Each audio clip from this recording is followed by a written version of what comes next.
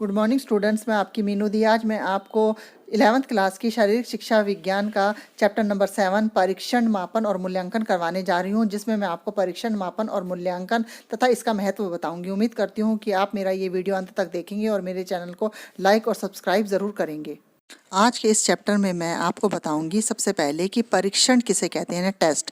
परीक्षण एक ऐसा यंत्र है जो व्यक्ति या खिलाड़ी के गुण, दक्षता, ज्ञान, प्रवृत्ति अथवा स्वास्थ्यता की स्थिति का सटीक अनुमान लगाने के लिए प्रयुक्त प्रश्न या मापन प्रविधि है। यानी कि जब हम किसी खिलाड़ी को या किसी व्यक्ति का दक्षता, ज्ञान अथवा स्वस्थता की हम परीक्षा लेते हैं तो उसे परीक्षण कहा जाता है। इससे पता चलता है कि उस व्यक्ति में कितनी क्षमता है, कितने गुण हैं और वह व्यक्ति उस काम के लिए कितना उपयुक्त है। अर्थात परीक्षण एक यंत्र है जो एक व्यक्ति या खिलाड़ी के कौशल प्रदर्शन अथवा किए गए कार्य की विश्वसनीयता का मूल्यांकन करने का साधन है। अर्थात हम इससे पता चल सकते हैं किसी का व्यक्ति का टेस्ट लेकर कि उस व्यक्ति में कितनी काबिलियत है, अर्थात या वो उस खिलाड़ी में कितनी काबिलियत है, क्या वह उस खेल के लिए या उस काम के लिए उपयुक्त है या नहीं, इसके द्वारा हमें यह पता चलता है। अब दूसरा टॉपिक है मापन। मापन किसे कहते हैं? परीक्षण द्वारा किसी खिलाड़ी के प्रदर्शन को आंकड़ों के रूप में एकत्रित करने की प्रक्रिया उसको क्या कहलाते हैं? मापन कहलाती है। अगर हम किसी खिलाड़ी के प्रदर्शन को आंकड़ों के माध्यम से एकत्रित करें उसको और बताएं कि उसका उस खेल में कितना अच्छी क्षमता है, तो उसको हम मापन कहते हैं। इसके बाद मैं आपको बताऊंगी कि परीक्षण के प्रशासन, उसकी स्कोरिंग के प्राप्तांकों को क्या कहते हैं? मापन कहते हैं। परीक्षण के प्रशासन और उसकी स्कोरिंग, जैसे कि कोई भी वो व्यक्ति, खिलाड़ी कोई खेल में भाग लेता है, उनने विभिन्न खेलों में किस तरह का भाग लिया है और उसने कितने अंक प्राप्त किए, कितने स्कोर प्राप्त किए हैं, तो उसको भी हम क्या कहते हैं? मापन कहते हैं। अब फिर है मूल्यांकन। मूल्यांकन किसे कहते हैं? परीक्षण द्वारा संकलित मापकों के मूल्य को सुनियोजित करने की प्रक्रिया को, फिर हम जब किसी खिलाड़ी ने कितने अंक या स्कोर प्राप्त किए हैं उसको पूरे को सुनिश्चित ढंग से सुनिश्चित करेंगे। उसके आधार पर उसका मूल्यांकन किया जाता है कि वह खिलाड़ी किसी खेल में कितना ज़्यादा अच्छा है। अथवा किसी वैज्ञानिक यंत्र के प्रयोग द्वारा मापन की रीडिंग के मापदंडों से तुलना करने की क्रिया क्या कहलाती है? मूल्यांकन कहलाती है। हम भिन्न भिन्न खेलों में उसके प्रदर्शन, उसकी योग्यताओं को उसको समझते हैं तो उसको क्या कहलाते हैं? उस खिलाड़ी का मूल्यांकन करते हैं, तो जिससे उस खिलाड़ी की योग्यता का पता चलता है, तो उसको क्या कहते हैं? मूल्यांकन यानी इवैल्यूएशन कहा जाता है। इसके बाद मैं बताऊंगी खेल कूद में परीक्षण, मापन और मूल्यांकन का क्या महत्व है। इन सब चीज़ों का खेल कूद में क्या महत्व है, तो इसके खेल कूद के बताने में सबसे पहले बताऊंगी शारीरिक शिक्षा व खेलों के कार्यक्रम में सबसे पहले अपने लक्ष्य का चुनाव करना आवश्यक होता है। शारीरिक शिक्षा में खेल के कार्यक्रम में करने के हम कौन सा खेल खेल सकते हैं। यदि कोई व्यक्ति अपनी स्वस्थता को दुरुस्त करना चाहता है तो उसे स्वास्थ्य कार्यक्रमों को करना चाहिए। अगर शारीरिक शिक्षा के क्षेत्र में परीक्षण, मापन और मूल्यांकन वह तकनीक है जिसके द्वारा खिलाड़ी की आवश्यकताएं पता चलती है, क्षमताओं के बारे में पता चलता है, उसकी प्रवृत्ति के बारे में पता चलता है कि उसकी शरीर की क्या आवश्यकताएं हैं, कितनी क्षमताएं, किसी खेल को कितने अच्छी तरह से खेल सकता है। मूल रूप से परीक्षण एक स्थितिजन्य प्रदर्शन होता है जिसके द्वारा किसी वयस्क या खिलाड़ी से प्रतिक्रिया ली जाती है।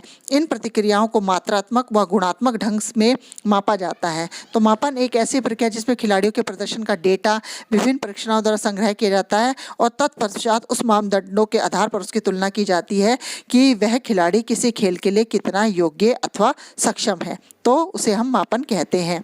इसके बाद मैं आपको बताऊंगी कि खेल व शारीरिक शिक्षा के क्षेत्र में परीक्षण और मापन की बहुत ज़्यादा महत्वपूर्ण भूमिका है।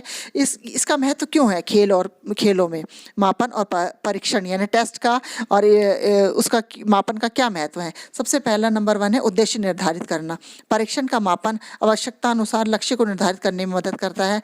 परीक्षण और मापन की जो तकनीक अपनाने से शारीरिक शिक्षा के शिक्षकों को खिलाड़ियों द्वारा खेलों में प्रगति की सही जानकारी मिलती है कि किसी चीज़ का, अगर किसी खिलाड़ी को उसकी रुचि है किसी खेल में, क्रिकेट में है, फुटबॉल में, किसी में, उसकी तकनीक अगर वो अपनाएगा तो उससे शिक्षकों को भी पता चलेगा कि उस खिलाड़ी में कितनी योग्यता है उस काम को करने की और उसको सही जानकारी दे सकता है खिलाड़ी को। फिर है डेटा संग्रह में मदद।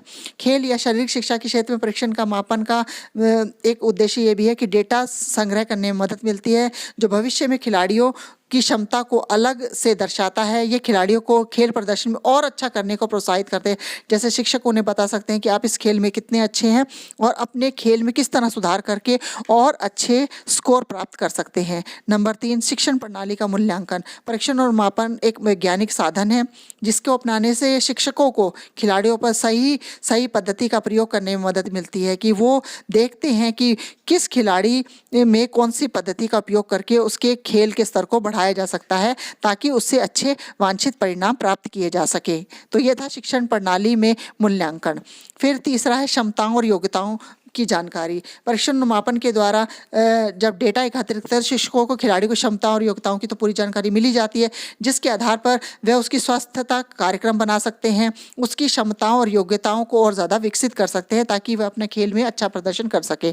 नंबर 5, खिलाड़ियों की आवश्यकताओं की जानकारी। परीक्षण और मापन के द्वारा खिलाड़ियों की आवश्यकताओं की भी सही जानकारियों का पता चलता है तथा वह किस क्षेत्र में कितना प्रयास करें ताकि वो और अच्छा प्रदर्शन कर दें। इसकी जानकारी भी परीक्षण या मापन द्वारा प्राप्त होती है। तो ये खिलाड़ियों के आवश्यकताओं की जानकारी के लिए भी बहुत ज़्यादा ज़रूरी है।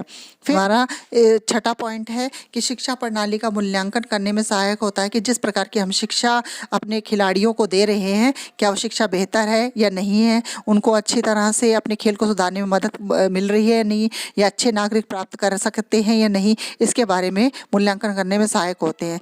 नंबर 7, खिलाड़ियों की योग्यता और क्षमताओं की जानकारी प्राप्त करने में सहायक होता है। नंबर 8, मापदंड और मानक तैयार करने में सहायक होता है। नंबर 2, अनुसंधान कार्य प्रणाली में भी बहुत ज़्यादा सहायक होता है। और 10वां, खिलाड़ी के व्यक्तिगत खेल के वर्गीकरण में सहायता, यानी खेल के जब हम परीक्षण और मापन करते हैं तो इससे पता चलता है कि कौन सा खिलाड़ी व्यक्तिगत रूप से किस खेल के लिए उपयुक्त है, उसमें भी सहायक होता है, उसे खेल चुनने के लिए आसानी होती है। नंबर 11, खिलाड़ियों के प्रदर्शन संभावना के बारे में पहले से घोषणा करने पर जब कोई शिक्षक किसी खिलाड़ी के प्रशिक्षण लेता है, मापन करता है, तो उससे पता चल जाता है कि उस खिलाड़ी में कितनी अच्छी क्षमता है, और तो पहले से ही शिक्षक ये घोषणा कर देता है कि ये खिलाड़ी इस खेल के लिए बेहतर और उपयुक्त है। नंबर 12, खिलाड़ियों की आवश्यकताओं की जानकारी प्राप्त करने में भी सहायक होता है कि खिलाड़ियों को किन किन चीज़ों की क्या क्या आवश्यकता होती है। तो ये था मेरा आज का वीडियो। आपको कैसा लगा, इसके बारे में अपने विचार कमेंट बॉक्स में ज़रूर लिखना। धन्यवाद।